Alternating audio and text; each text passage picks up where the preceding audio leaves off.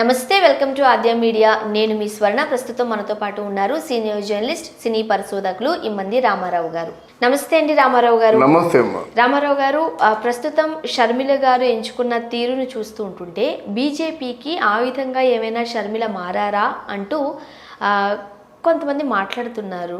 అవును, మీకేమనిపిస్తుంది జరుగుతున్న పరిణామాలు బట్టి చూస్తూ ఉంటే? నేను ఎప్పుడో చెప్పానమ్మా, ఆవిడ ఇంతకుముందు జగనన్న వదిలిన బాణం అని చెప్పుకుంది. ఆవిడ నిజమే, జగనన్న వదిలిన బాణంలా కాకుండా నిజంగా ఒక బ్రహ్మాస్త్రంలా పనిచేసింది. అది ఎవరు వదిలారో మనకు తెలియదు. ఆయన కోసం ప్రయోగించబడింది మాట. ఎందుకంటే జగనన్న వదిలిన బాణం అంటేప్పుడు ఆ బాణం జగనన్నతోనే ఉండాలి. కానీ ఈ బాణం వేరైపోయింది కదా, ఇప్పుడు మోదీ గారు వదిలిన బాణంగా మిగిలింది.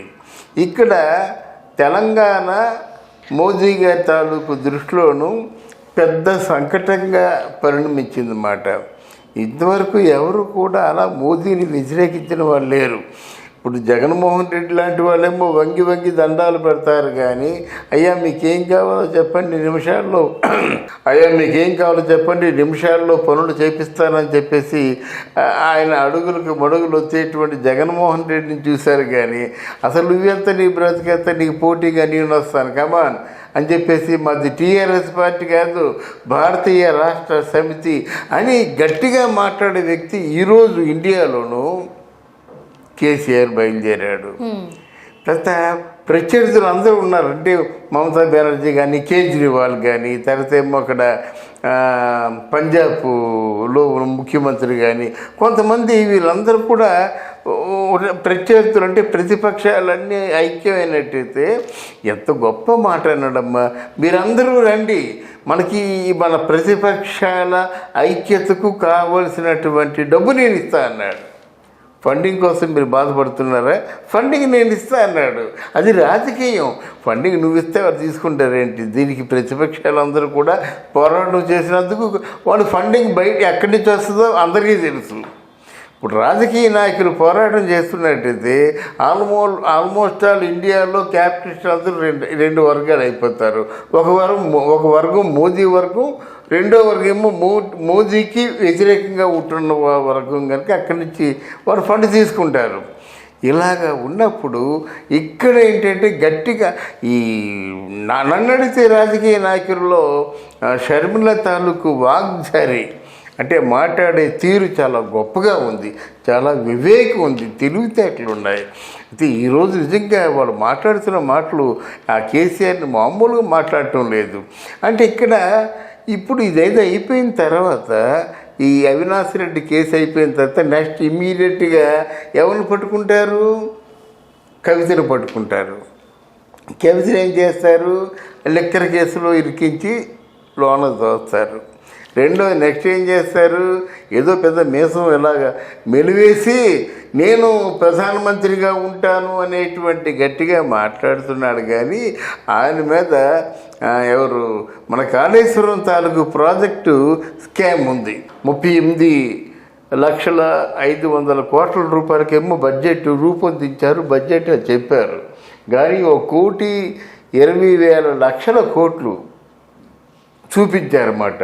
కొంతమంది ఏమంటున్నారంటే ఇక్కడ కాళేశ్వరంలో వాళ్ళు ₹1 పెట్టలేదు, కాళేశ్వరం ప్రాజెక్ట్ అని ఒక బోర్డు పెట్టారు కానీ ఏం పెట్టలేదు అంటున్నారు. వాస్తవానికి అది నిజమే, లేకపోతే ఈ షిప్పులు అన్నీ ఎక్కడి నుంచి వస్తాయమ్మా. కానీ ఏంటంటే ఫస్ట్ 5 years బాగానే పరిపాలన చేశారు, కానీ వచ్చిన తర్వాత కేవలం అది మరి దాన్ని ఏమనాలో, ముందు చూపనాలో, జాగ్రత్త అనాలో, ఏదో మొత్తానికి దాని కింద డబ్బు ఏమైందంటే కనిపించటం లేదన్నమాట. ఈ డబ్బు ఏమైందని ప్రశ్నించేటువంటి ఒక నాయకురాలు లైక్ షర్మిల కావాలి. గనుక ఏంటంటే వాళ్ళ తాలూకు పెద్ద ఆయుధంలాగా షర్మిల గారిని ఉపయోగించుకుంటున్నారు. షర్మిల గారి ద్వారా వీళ్ళని బజార్ని వేస్తారన్నమాట. అలా అనుకుంటే ప్రస్తుతానికి మోడీ గారికి అలానే వైఎస్ జగన్మోహన్ రెడ్డి గారికి కూడా సత్సంబంధాలు ఉన్నాయి. ఇద్దరి మధ్య మంచి ఫ్రెండ్షిప్ ఉండింది. అలాంటప్పుడు చెల్లికి ఎట్లా సహాయం చేస్తుంది కేంద్రం అనుకుంటారు? మోదీకి కేసీఆర్ కి సత్సంబంధాలు ఎక్కడ ఉన్నాయి? మోదీకి కేసీఆర్ కి సత్సంబంధాలు లేవు, కానీ మోదీకి జగన్మోహన్ రెడ్డి గారికి సత్సంబంధాలు ఉన్నాయి కదా. మరి ఆ టైంలో మోదీ గారు లేకపోతే బీజేపీ గవర్నమెంట్ షర్మిల గారికి ఎట్లా హెల్ప్ చేస్తుంది అంటారు మీరు చెప్పినట్టుగా మోదీకి జగన్మోహన్ రెడ్డికి సత్సంబంధాలు ఉంటే అవినాష్ రెడ్డిని అరెస్ట్ ఎందుకు చేస్తారు, భారతిరెడ్డిని విచారణ ఎందుకు చేస్తారు? సత్సంబంధాలు ఉన్నాయి కాబట్టి అరెస్ట్ కాకుండా అరెస్ట్ చేస్తూ ఉన్నట్టు ప్రజలకు ఇలా చూపిస్తూ మళ్ళీ వెంటనే లేదు. ఇప్పుడు బీజేపీ పార్టీ తాలూకు మనుగడకే ప్రశ్నార్థకమైందండి. ఎందుకంటే అవినాష్ రెడ్డి గురించి జగన్మోహన్ రెడ్డి చెప్పిన మాట విన్నారా? ఏమిటి హత్య గురించి పెద్ద ఉలికులి పడుతున్నావు, అవసరమైనట్టే బీజేపీ పార్టీలో జాయిన్ అవుతాడని చెప్పాడు. అంటే ఇండియాలో అందరూ కూడా నేరాలు చేసి బీజేపీలో జాయిన్ అయిపోతారా? బీజేపీ పార్టీలో ఉన్న వాళ్ళందరూ హంతకులైనా? దానికి వాళ్ళు సమాధానం చెప్పుకోవాల్సిన అవసరం లేదా? మీరే ఆలోచించండి. అన్నాడు కదా ఆయన, ఏముంది అవసరమైతే బీజేపీలో జాయిన్ అవుతాడు అంటే నలుగురు చంపేయడం, బీజేపీ పార్టీలో చేరిపోవడం. అసలు నెక్స్ట్ టైం బీజేపీ అధికారంలోకి వస్తుందో రాదో అంటూ కూడా ఒక డౌట్ ఉన్న టైంలో బీజేపీని ఆశ్రయించాల్సిన అవసరం ఏముందని కూడా వీళ్ళు చెప్తున్నారు కదా. ఎవరు లేదు అంటే వీళ్ళంతా రాజకీయం అమ్మా. ఇప్పుడు మోదీ మీద కేసీఆర్ మీద మోదీకి ఎందుకు కోపం ఉండదు?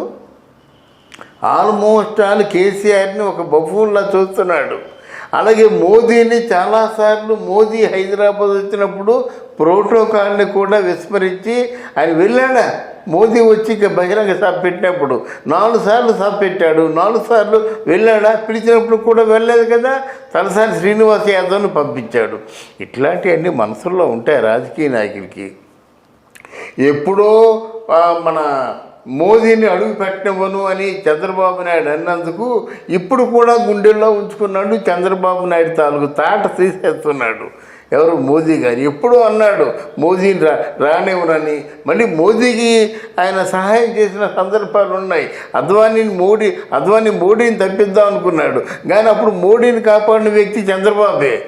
ఒకప్పుడు మోడీ చంద్రబాబుని ప్రశంసించాడు, కానీ ఒకే ఒక మాట కూత కూశాడు, మోదీని ఆంధ్రదేశంలో అడుగు పెట్టనివ్వను. ఆ మాటకి గుండెల్లో పెట్టుకొని మొత్తం చిన్నాభిన్నం చేసేసి ఈరోజు చంద్రబాబు అనే నాయన చూస్తే ఏముంది? ఆయన ఏ పవరు లేదు. పెద్దవాళ్ళు గౌరవించడం తప్ప ఏ పవర్ ఉంది? కనుక డెఫినెట్గా మోదీ కేసీఆర్ని బహిష్కరించినంత వరకు నిద్రపోడు. నెక్స్ట్ మోదీ పవర్లోకి వచ్చినా సరే ఆశ్చర్యపోనక్కర్లేదమ్మా. నెక్స్ట్ మోదీ పవర్లోకి వచ్చినప్పుడు కూడా, బీజేపీ పార్టీ పవర్లోకి వచ్చినప్పుడు కూడా ఆశ్చర్యపోనక్కర్లేదు. అది వాళ్ళకి కావాల్సినంత డబ్బు పంచి పెడతారు, కావాల్సిన విధంగా బిహేవ్ చేస్తారు, ఇలా చేస్తారు. కానీ కాంగ్రెస్ పార్టీకి కూడా చాలా మంచి ఇప్పుడు బాగా రైజింగ్లో ఉంది. అంతేగాని టీఆర్ఎస్ పార్టీ లేదు. వాళ్ళ ప్రాపర్టీలు ఎంత పెరిగిపోతున్నాయి. ఇప్పుడు కవిత ఒక వాచ్ పెట్టుకుందమ్మా, అప్పుడు ఇప్పుడు అని చెప్పి వేశారన్నమాట. కవిత వాచ్ పెట్టుకుంది. అంతకుముందు పెట్టుకున్న వాచ్ అంటే టైటాన్ వచ్చింది, 10,000 అంది.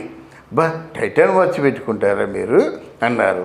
ఇప్పుడు ఇంట్రాగేషన్ చేస్తున్నప్పుడు ఈ వాచ్ అని ఏదో పేరు చెప్పింది, 35 లక్షలు అని చెప్పింది.